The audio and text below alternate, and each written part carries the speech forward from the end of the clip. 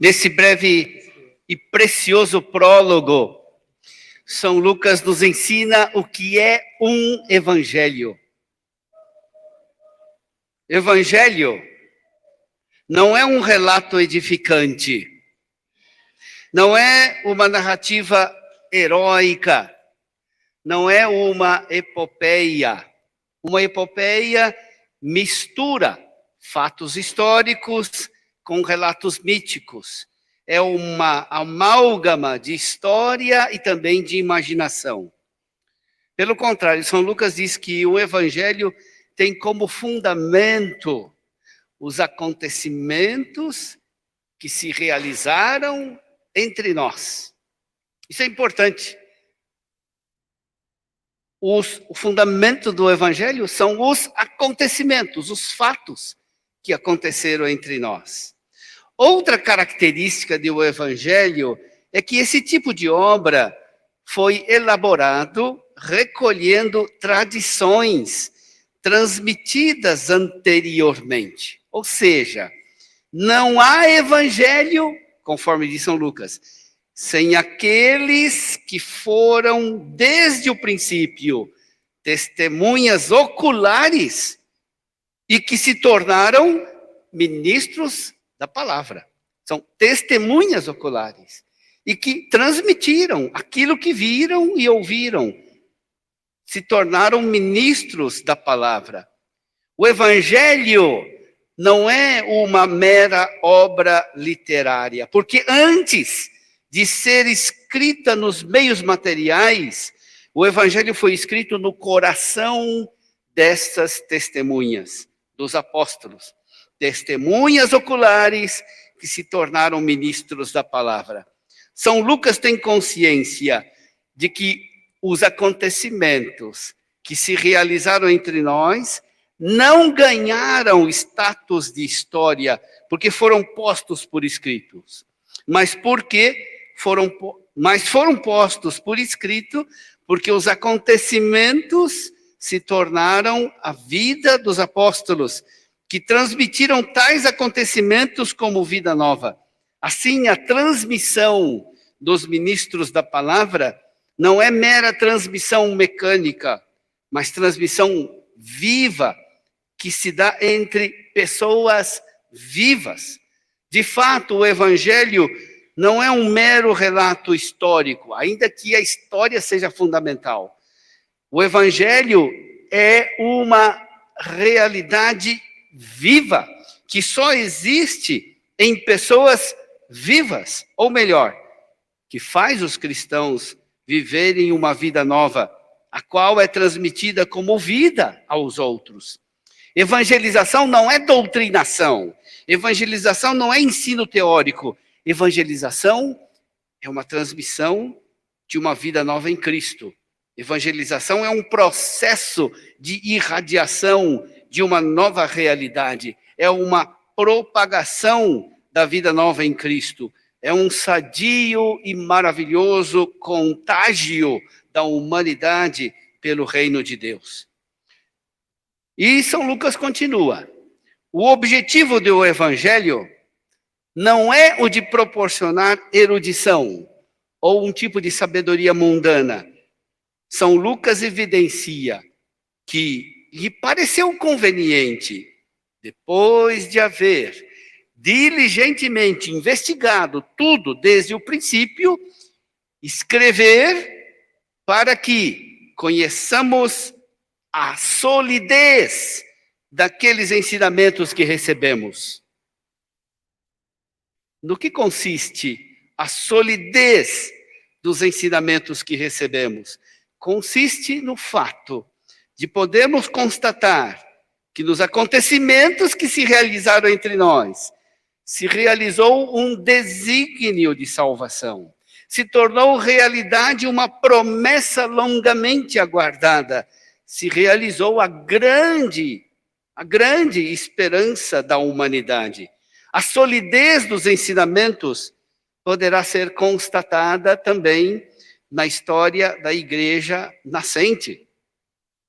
Como se poderá notar, ao longo do Evangelho segundo Lucas, os acontecimentos que se realizaram entre nós incluem a vida de Jesus e depois também a história da igreja, livro dos Atos dos Apóstolos. De fato, no prólogo do livro dos Atos dos Apóstolos, São Lucas conecta firmemente, profundamente, a história da igreja nascente com a vida de Jesus. O Evangelho segundo Lucas é uma obra em duas partes, ou mais exatamente, é uma obra que gira em torno de dois mistérios, o mistério de Cristo e o mistério da igreja. O livro que hoje tem seu lançamento oficial se conecta com humildade e com gratidão a esses dois mistérios, o mistério de Cristo e o mistério da Igreja dos Apóstolos. Estamos celebrando o centenário da Igreja Particular de Sorocaba. Dentre as muitas iniciativas desta comemoração, hoje nós nos reunimos para o lançamento desta obra intitulada, estava aqui, Onde a Igreja Resplandece. O título do livro foi extraído da bula de criação da Diocese de Sorocaba, Ubi Presulis, do dia 4 de julho de 1924. Algumas perguntas iniciais ajudam a encontrar o fio condutor, o fio de ouro deste livro. As mudanças ocorridas na Igreja de Sorocaba foram sempre positivas? Essas mudanças são avaliadas como progresso ou como deformação? E qual é o critério para discernir entre a evolução positiva da sua evolução negativa? Para que um estudo histórico seja significativo, é preciso que não fique somente na classificação cronológica das formas históricas que a Igreja Particular de Sorocaba assumiu. Não se estuda a história somente para acumular informações, mas para fazer uma leitura de fé dos dados históricos. Nesse sentido, São Lucas é mestre, nos ensina a olhar a história e a estudar a história com os olhos da fé. A pesquisa histórica, sem desrespeitar o seu próprio método, procura ser ao mesmo tempo reflexão teológica, pois procura interpretar os resultados de sua investigação à luz da palavra de Deus, visto que, pela fé, constatamos que Deus age na história, Deus está presente na história. Parafraseando São Lucas, a pesquisa histórica tem o objetivo de nos fazer constatar a solidez daqueles ensinamentos que recebemos. O que o leitor, a leitora, encontrará nessa obra não é, portanto, uma leitura neutra da história da Igreja de Sorocaba. Pelo contrário, se trata de uma leitura de fé do passado dela. Isso exige, em consequência, o discernimento entre a fidelidade criadora das deformações, entre os aspectos essenciais da igreja, das suas formas contingentes, entre os elementos eclesiais imutáveis das suas manifestações históricas. Qual é o critério que permite este discernimento? Evidentemente, o critério só pode ser um: o modelo originário da igreja primitiva do Novo Testamento, em particular, atenção aos seus elementos constitutivos, que devem continuar no tempo. Esperamos que o leitor, a leitora deste livro que hoje é lançado, possa perceber na exposição histórica que a igreja do Novo Testamento permanece como critério de discernimento das mudanças históricas da igreja de Sorocaba. Além de fazer recurso ao modelo da igreja apostólica como critério de discernimento, a presente obra parte de uma aceitação positiva da renovação promovida pelo Concílio Vaticano II. Esta obra, onde a Igreja resplandece, demonstra que a Igreja Particular de Sorocaba tem um decidido compromisso com a renovação conciliar. Alguns afirmam, injustamente, que os documentos do Vaticano II estão eivados de um humanismo laico e profano e do culto do homem que se opõe radicalmente à fé católica. É preciso rejeitar com vigor essa acusação contra o Vaticano II. A nossa Igreja de Sorocaba resplandece ao lutar pela renovação conciliar, lutar contra o seu anti-espírito. No que consiste o anti-espírito da renovação conciliar? Consiste na visão de que se deveria começar a história da Igreja a partir do Vaticano II, visto como uma espécie de ponto zero.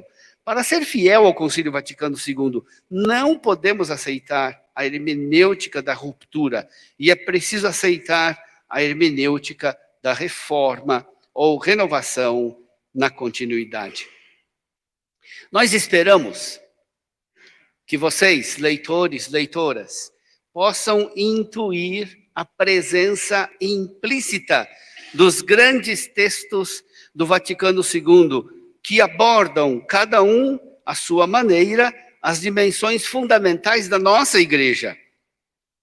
O mistério da Igreja, na Lumen Gentium, a função dos bispos em Christus Dominus, a missão dos sacerdotes em Presbyteriorum Ordinis, a dimensão missionária em Ad Gentes, o ecumenismo em Unitatis Redintegratio, a relação com o mundo contemporâneo em Gaudium et Spes, a unidade entre escritura, tradição e magistério em Dei Verbum, a defesa da liberdade religiosa na Declaração Dignitatis Humanae e o respeito pelas religiões não cristãs em Nostra Aetate.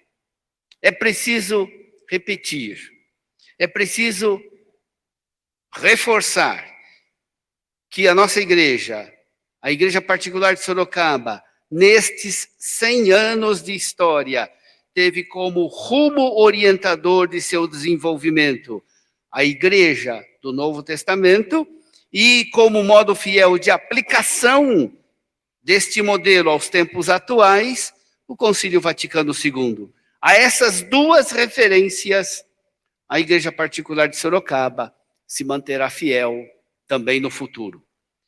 Por fim, retorno ao Evangelho de Lucas. Os acontecimentos que se realizaram entre nós nestes 100 anos evidenciam como a fidelidade de nossa Igreja Particular ao mistério de Cristo e da Igreja dos Apóstolos se traduziu concretamente na comunhão efetiva com a Conferência Nacional dos Bispos do Brasil. Quem ler o livro poderá notar que nossa Igreja Particular está em profunda consonância com os bispos do Brasil. Esse caminho trilhado não será abandonado. Esse caminho não será abandonado. Será nosso caminho do presente e do futuro.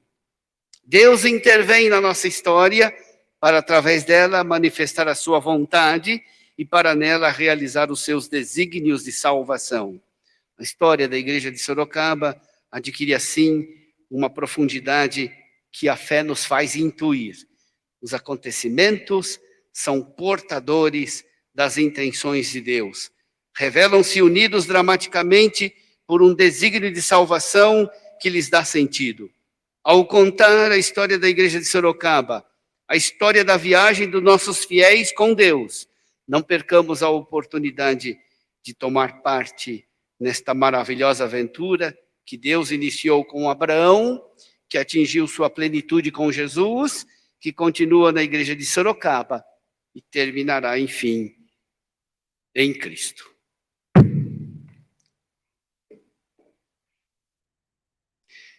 Fiquemos de pé e rezemos juntos a oração que Cristo nos entregou como modelo de toda a oração. Pai nosso, que estais nos céus, santificado seja o vosso nome. venha a nós o vosso reino, seja feita a vossa vontade, assim na terra como no céu. O pão nosso de cada dia nos dai hoje. Perdoai-nos as nossas ofensas, assim como nós perdoamos a quem nos tem ofendido. E não nos deixeis cair em tentação, mas livrai-nos do mal. Amém. Louvado seja nosso Senhor Jesus Cristo. Para sempre seja louvado.